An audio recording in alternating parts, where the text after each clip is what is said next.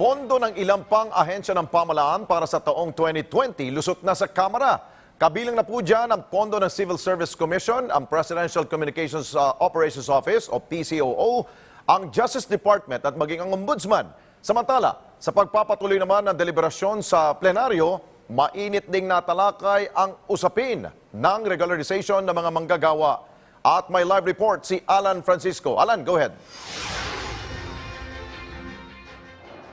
Yes, Alex, no, pasado na nga ang ilang ahensya ng pamahalaan yung kanilang 2020 proposed budget na nagaganap ngayon na plenary deliberation dito nga yan sa Kamara. Ang una ay ang judiciary o itong hudikatura kung saan ang 2020 budget nito ay pumalo sa 37.651 billion pesos. Ang ombudsman na merong 3.87 billion pesos.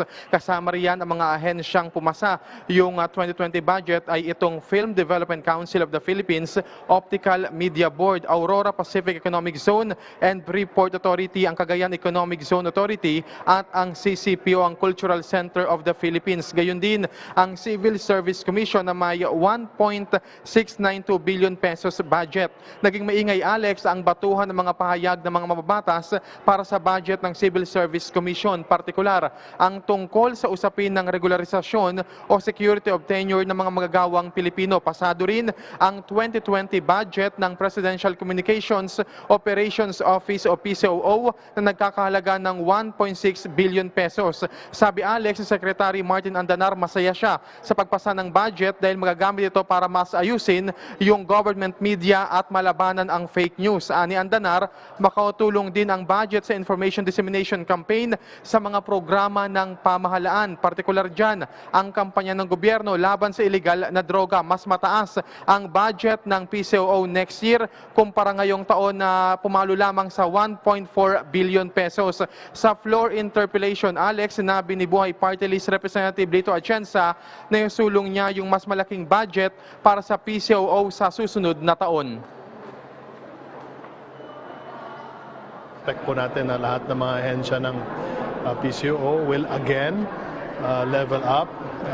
Tataasan po natin yung ating kalidad ng reporting sa BTV, ganoon din po sa Radyo Pilipinas, ganoon din po sa Philippine News Agency, at kasama rin po ang ating News and Information Bureau, Bureau of Communication Services at iba pang mga sangay ng PCOO.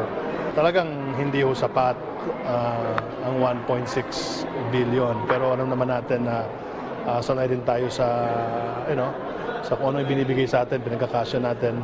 So the Presidential Communications Office should make sure that they have effective communication so that President Duterte will succeed in his vision for a better life for the Philippines.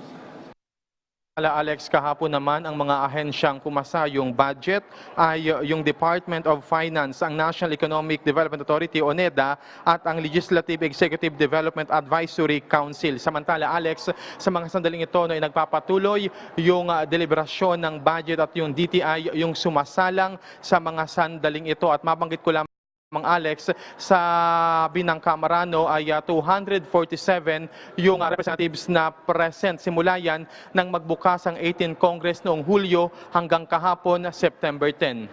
At yan ang pinakahuling balita mula rito sa Kamara. Ako si Alan Francisco para sa Bayan. Okay, maraming salamat sa iyo, Alan Francisco, mula po yan sa mababang puluhan ng Kongreso.